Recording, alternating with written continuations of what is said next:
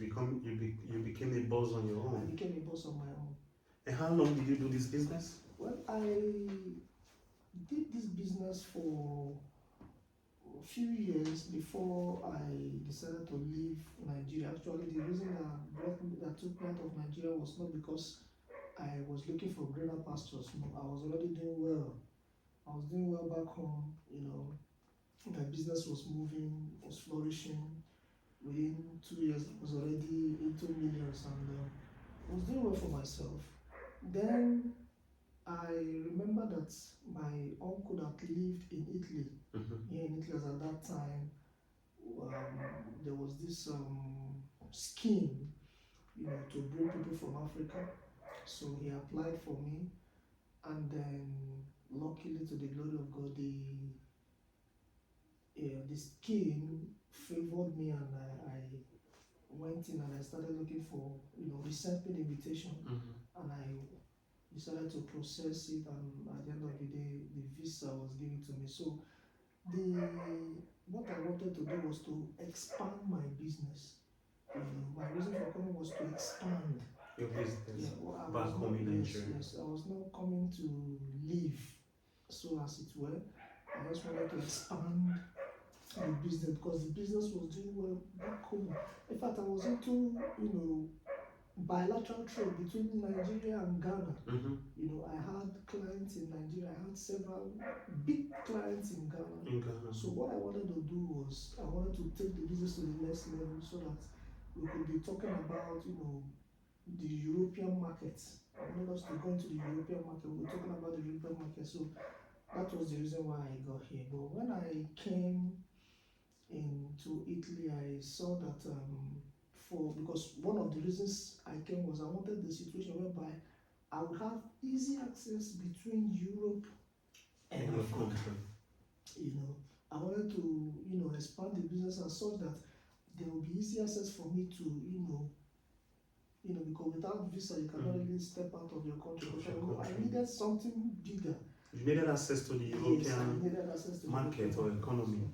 So that was the major reason that brought me out from Nigeria, that took me out from Nigeria. Not necessarily that I was not doing, I was doing marvelously well back home. This is a very important point that I believe it is important that we share with everyone. Over the years, I have come across a lot of people from the part of the world that we both came from, and when the occasion arises that anybody may have asked of them, why did they leave their country, coming, settling down here? Very many of them becomes very apologetic about it. It appears to me that very many of our people, though they are not necessarily part of that category that we could describe as forced migration, they become very apologetic, even stating the reason why they left the country that they used to be and choosing Italy to live in. Because for some reasons, we only talk about immigration, we don't talk about emigration. There are very many of us that left our country with the full knowledge and awareness of coming to Europe, a European country or any other country around the world to set up their life or to set up permanently and start their life afresh, which in itself is not a crime.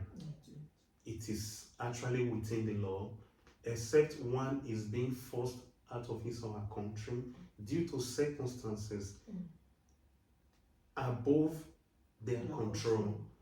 We all have the right to emigrate and settle in another country, coming through this scheme or the opportunity given to people from that particular country to move into a new country and live. But oftentimes we don't talk about this. And I don't know if you ever had that kind of, has there ever been a time in your case that it was difficult for you to explain even the reason why you left your country, making that conscious decision to leave your country? Of course, you are a human being, you make that conscious decision and you decide to leave to set up your life in a different country. Has there ever been a time it was really difficult, you feel intimidated explaining that to a particular audience? I've never, my story, the story of my life, everything that has to do with me, I've never been intimidated to explain to anyone. You know, my leaving Nigeria has never been a difficulty trying to, pass the message to anyone that cares to know. Because I did not run away from my home. I am not a fugitive, These were Interesting. these were decisions I took myself. I told you, I said there comes a time in your life. My father wanted me to be a military man. Yes. You understand? Because he's a highly disciplined man till date. So he wanted me to be a military man. I know in the military side they are very disciplined, especially where we come from. Very disciplined. In fact, he went ahead to send me to a school that will put me in that light. But when I came of age, I said, look, this is not what I want. So there must be a time when you will be able to decide that this is what you want or this is not what you want. So my coming to Italy was intentional. Nobody forced me out. I was already getting well back home, So no one forced. It has never been an issue trying to explain. I know it might be issues when it comes to maybe other people trying to explain themselves. I understand it's clear, but in my own case, no. Of course, our circumstances are different. Yeah. I freely, anybody that cares to know, I tell them, look. In fact, most times I use it to encourage people. I talk to people. I say, look, what you're passing through is nothing if you can only be focused. So that's never been an issue for me trying to explain my leaving the country. That is a very important matter. At least something that we can take away from this discussion today is just what you rightly said a few seconds ago. What you are passing through is nothing if only you can be focused. It might be very hard for some people to even understand or comprehend that kind of message that is that simple. But if anyone should take it to heart, of course, we all pass through difficult times. But if you are focused, and maybe I will add determination, whatever it is that you are going through right now is something that you will be able to overcome in due time. Exactly. So if I may ask, you have spoken well, in my opinion, concerning your dad. How close are you to your dad? My dad is a friend. He's a friend. When growing up, actually, he was a disciplinarian. Believe me, brother, that is very common in an average Nigerian family. He was a disciplinarian. But back then, he does not talk. Okay. Once he looks at you, you behave yourself. He was. The look alone is enough to tell you what to do. Exactly. So, but as time went on, when we began to come of age, he became a friend. There is no week we don't talk. Good. And even since I came into Italy, there is no year I don't travel home for the sole purpose to visit him. Good. To see how he's doing and all those things. So the relationship between myself and my father has been very, very cordial. Very cordial, very friendly, I must tell you. Do you consider that a blessing? Yes, it is. It is because it's a blessing, because having your father around, to put you right in submission. Because honestly, yes, we might be young, but we don't know it all. Absolutely. We need elderly people around us to chart the course of our lives so that we don't fall into, issues that could be problematic for us.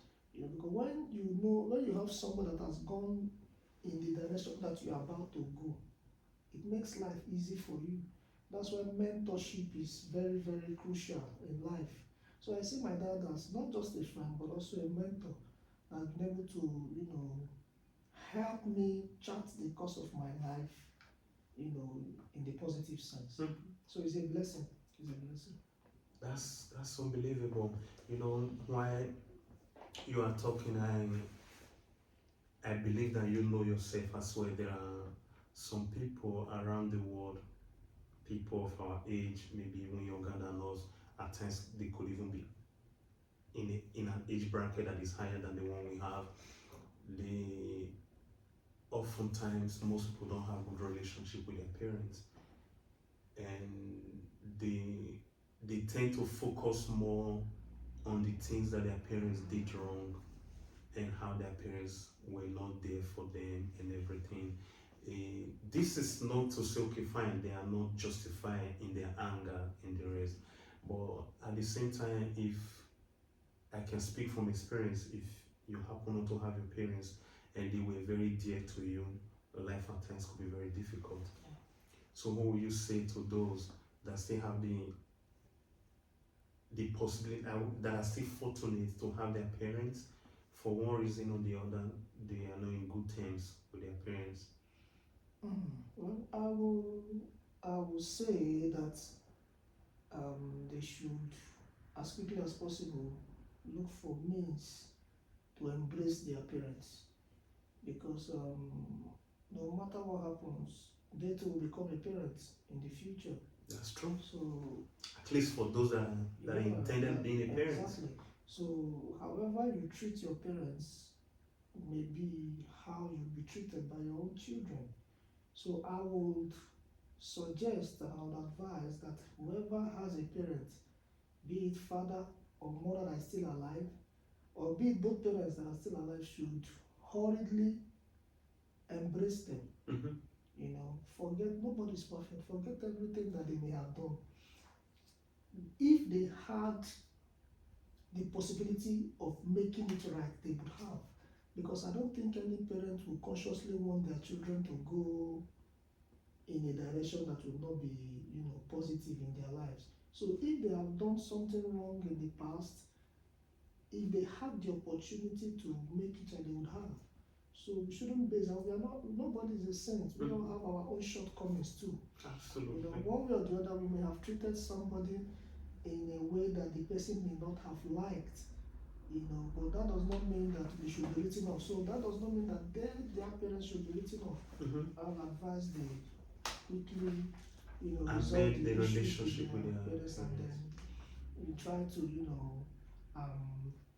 give room for cordial relationship with their parents. It will do them a whole lot. Absolutely. And there is a blessing when you remember your parents. Even in the Bible, the Bible says, honor your father. It is to say, and your mother, that you will live long. The reason for longevity, to be honest with you, is honor. And what is that honor? Honor to parents. Any man you see that has lived long, ask them. You don't even need to ask them. The reason is because they have shown honor to their parents. So I'll tell youths, I'll tell young people to endeavor to honor their parents. It's not talking about money. People feel that I want to buy. No. Honor is not in money. It's not necessarily in monetary terms. Care. Absolutely. Give them the care. Let them know that you have them in mind. Mm-hmm. It's reach out for them. Yes. It elongates the lifespan of any individual. That's unbelievable. That's unbelievable. And I really hope and wish that anyone listening to us right now take these things into heart. And you don't need to be a Christian or somebody believing in a particular faith, but some principles, in my opinion, are standard, are given, irrespective of whether you are a Christian or a Muslim, whatever religion or belief system that you have. Some principles are standard. Let us try to honor our parents, irrespective of their mistakes. That is the message of Obinna today, and I 100% believe in it as well. Thank you very much, Mr. Obinna.